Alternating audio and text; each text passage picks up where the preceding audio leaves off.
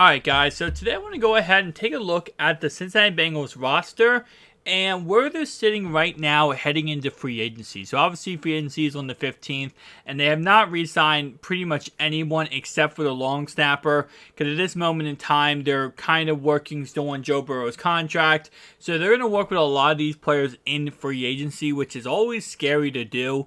A lot of times you like to get contracts done before free agency, because once you get to free agency, then other teams are able to come in and kind of bid off your players, right, and take your players from you. Now, recently we did learn that Mitchell Wilcox, one of their tight ends, Cincinnati Bengals will not be keeping him. They're not going to put a tender on him, so will 100% hit the market, and wherever he goes, he ends up going. Now, with also Hayden Hurst possibly hitting the market, this is where we got to take a look at this tight end group. Because going to free agency, this is what the tight end group looks like. There's no number one, there's no number two. There's Devin and there's Nick Bowers, and that's it. Those are the only two tight ends on the roster right now.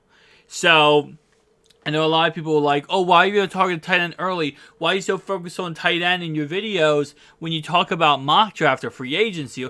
This is why. Like, if we're being realistic here, there's a gap. And if you look at the whole entire offense, right, the gap is clearly at tight end. Now, you could say, well, Jonah Williams isn't that good, or we need to cut Collins, or we need to get rid of, we need a backup because Max is leaving. We need a backup for Kappa. And I 100% believe that's why I said in the first round of this NFL draft coming up, you gotta focus on offensive tackle. You gotta get a right tackle or left tackle. But in the second, third, fourth, fifth round, you gotta focus something on tight end here. And I know Dallas Goedert, now with Tony Pollard being franchise tagged, is going to be a available player for the Cincinnati Bengals to target. And that might not be, not Dallas Goedert, Dalton Schwartz. That might not be a bad idea for Cincinnati to target them, especially because, again, right now, at this moment in time, this is the roster. Now, could they work out a contract with Hayden Hurst in free agency? Yes. My guess, though, is based on what I'm hearing, he's going to get a lot of offers. And again, like I said, I do believe he'll come back to Cincinnati because that's the place that, welcome him the most and he feels the most loved in. But is there a crazy out there chance and all heck that he ends up just chasing the money like CJ did? It's possible. So you have to take those things into consideration. We like to, I feel like as football fans, we like to think everything's going to work out perfectly and our teams are going to do everything. But realistically, even NFL teams do this, they always have a backup plan. They have a plan B. And your plan B usually is we have somebody in the works in case that other player does not work out. And that other player right now happens to be my man, Hayden Hurst. So, with that being said, tight end is number one on the board right here for the biggest gap. But let's look at running back. Quarterback's fine, right? In all honesty, Jake Browning could be the backup, or you could take someone like Stetson Bennett in the NFL draft and have him as a backup for Burrow. Burrow really doesn't go down, but I think one Cincinnati Bengals fan I heard personally, in my comment section, said it best, where it's like, he never goes down, but when he goes down, we cannot lose the game because of it, right? You want a guy like we have Ravens have Tyler Huntley, who is not the best quarterback, but he's at least capable to come in, get the job done, and be a mediocre performance. Even if he's 10% of what the actual quarterback is, at least he's something rather than just having, pretty much myself out there, okay? You don't want myself out there playing football for you as the quarterback, right? So you want an actual, and I'm not trying to say, obviously, Brandon Allen is a decently good quarterback. He's not, the equivalent of me, but you get what I'm saying. You want a guy who's actually if all crap breaks loose, he could be the starter, right? So, that's fine. Halfback position. Now, obviously, there's a lot of talks of Joe Mixon being traded. Samaje Perine, while I do love him, I talked about him very much on this channel, he currently is not signed. And because of that, he will be a free agent. Now, if you trade or cut Mixon, now you're talking about a weird situation. Because now you're talking about, okay, we have no running backs on the roster. again, like I said, I believe you re-sign Pirine, but you can't keep both. That's another thing here. You can't keep Mixon and Pirine. You got to make a choice there. You want Pirine, you want Mixon, right? So one of the two has to go. Obviously, a lot of Bengals fans have said, well, then get rid of Mixon. Okay, but again, like I said, you have to have a plan B here. What if Pirine gets signed by somebody? Then obviously Mixon now becomes your primary running back. Now the good thing about this upcoming draft class is there's a lot of good running backs. I'm talking about a crap ton of amazing running backs in the draft class. Probably one of the best draft classes when it comes to those positions. So can you find somebody else? Absolutely, okay? Talk about Tank. We talk about a lot of different players on this channel. Muhammad. There's a lot of different players that you could target in that draft class. 1,000%, this is why I say Bengals probably will be targeting a running back and a tight end in the draft class. All right, so receiver, I have no issue with. You guys are going to be losing a couple players. I think it's just one player, actually. Well, two players. Michael Thomas, who's 31 years old, and also another receiver. I forget what his name is. He's no one special. You will be losing those two guys. That's not a really big deal. The rest of the offense is, again, like I said, Max Sharping. You work on that in the draft. You should be fine there. Defense. The defensive line is actually not being touched. It's actually pretty okay. There's no one leaving. No one, whatever. It's pretty much, clean, right? Linebackers is where we have to now talk about. Logan Wilson's backup linebacker is leaving. He's going to be a free agent.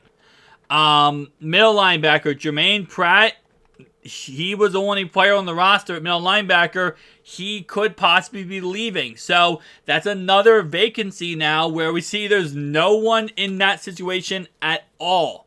So that's why, again, I've talked about many different linebackers since he could take in free agency.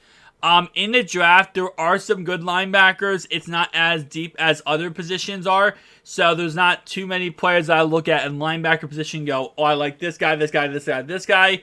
There are key players I like in the 4th and 5th round that Cincinnati could take. I love that one guy from Cincinnati. I can't remember his name, but he's from Cincinnati College. He's a really good, solid player. Grew up in Ohio. Perfect Cincinnati Bengal, right? Love the guy. So he could go there at that position. But at the same time, again, like I said, you do... I'll say it like this, because this goes for any position for the most part. Not any position, for most positions. You want to have some type of veteran in there. And I know since he doesn't, target free agents or above 30 years old, whatever the case, but you want some veteran leadership in there, someone who knows what he's doing, right?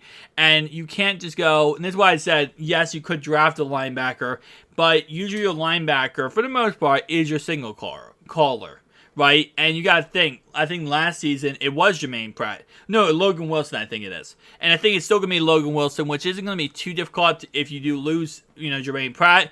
But you want to have some veteran leadership in there. Now, obviously, Logan Wilson helps out a lot. He is the other middle linebacker, so that does help out somewhat. But again, like I said, you want to have multiple at that said position. Again, you guys do want a 4-3, so you guys do use 2 middle linebackers rather than 1. So it's not a huge problem, but it's a problem you want to address in free agency, I would say, rather than the draft. You could draft in the draft, but I feel like going free agency is probably a better route, just because you're able to really nip it in the butt right away in free agency. Alright, so corners, because this roster depth chart is kind of messed up, because obviously Cheeto would be the starting cornerback for you guys, and Cam Taylor-Britt is obviously, he is a starting corner, but yeah, so Cheeto would be higher on this list, but other than that, and also Mike Hilton, actually, where is Mike Hilton? Mike Hilton's back up, okay, he's right there, but again, like I said, another position that needs to be worked on in the draft, because Eli Apple is going to be leaving. Now, once he leaves, again, like I said, this depth chart is kind of messed up, because it would be number 1, Cam Taylor-Britt, number 2 is going to be Cheeto, number 3 is going to be Mike Hilton, and then number 4 would be the guy. So where Mike Hilton's spot would be the technical replacement you guys have to replace. Because if you think about it this way, just move Cheeto over 1, move Cam Taylor, move Mike Hilton, put him where Cheeto was, and you're fine, right? So this is not an immediate replacement. I know in the depth chart it looks weird, so I want to explain that. Because this is a replacement you got to do in the draft. And this doesn't have to be a star player. I know there's been talks of, oh, well, the Bengals should trade for Jalen Ramsey. Yeah, get that off. I don't care. We're not doing that, okay? That's not happening. But what needs to happen is a more of a focus toward maybe a 4th or 5th round guy. And this guy, whoever you take, is going to be a development piece, right? This is not going to be a guy who is a high round pick for you guys. And I truly believe you should not take a cornerback first round. First 2 rounds, I would not take corner.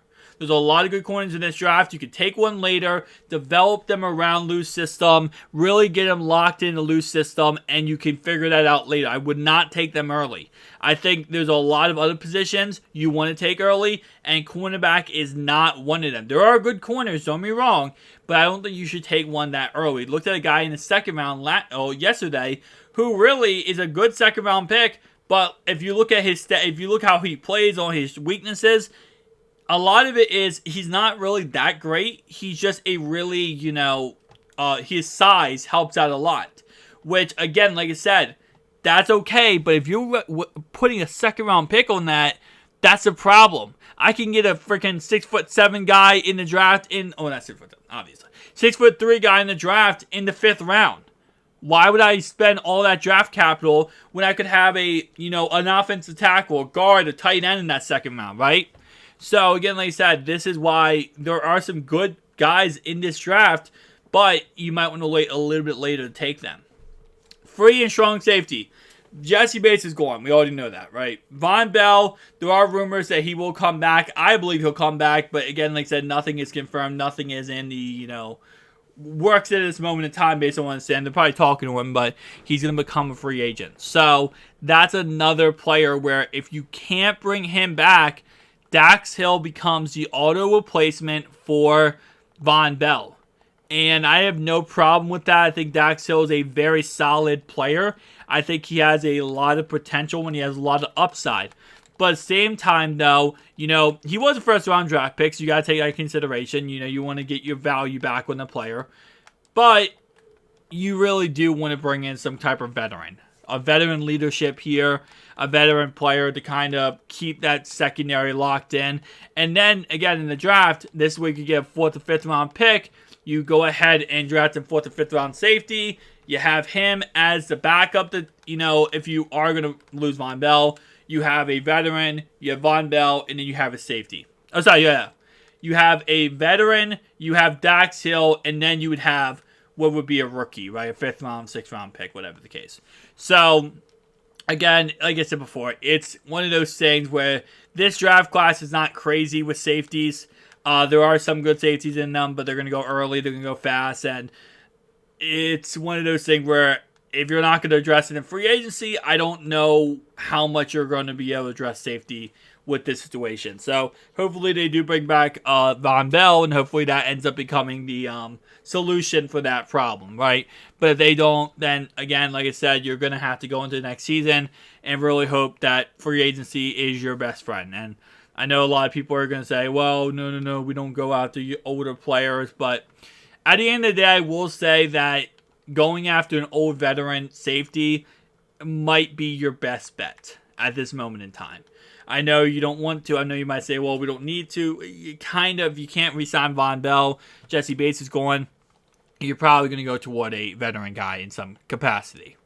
But, guys, tell me down below your thoughts and opinions. Just wanted to break down this roster today because, again, like I said, we have free agency in 5 days. We're going to be seeing a lot of names, a lot of players to talk about. And you might look at that and be like, oh, well, why would we do A, B, C, and D if we have this guy, this guy, this guy? But this is the actual roster going to free agency. This is the makeup of free agency right now, okay? So, I obviously would love to say, yeah, Trey Flowers is going to return. Hayden Hurst is going to return, but reality is, if nothing is worked out yet, nothing is set in stone, then nothing is confirmed. Guys, if you did enjoy this video, hit the like, comment down below. See you guys in the next one. Peace out.